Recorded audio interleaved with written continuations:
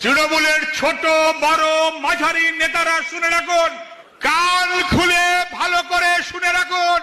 সেদিন আমরা যখন বলেছিলাম তখন অনেকে বিশ্বাস করেননি।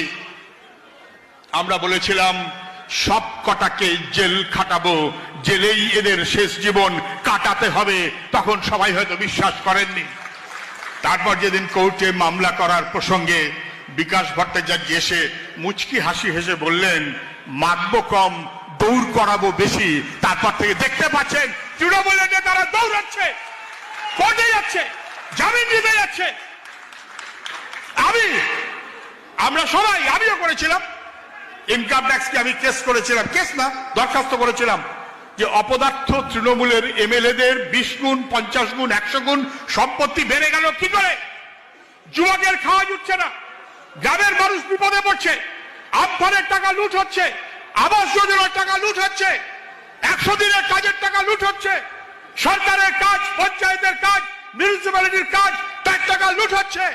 এত টাকা সব যখন লুট হয়ে যায় তখন এমএলএ নেতাদের সম্পত্তি বাড়ে কি করে? আজ থেকে 3 বছর আগে কেস করেছিলাম, আপনি শুনে রাখুন। পরে যখন একটু একটু করে কেস উঠে এসেছে,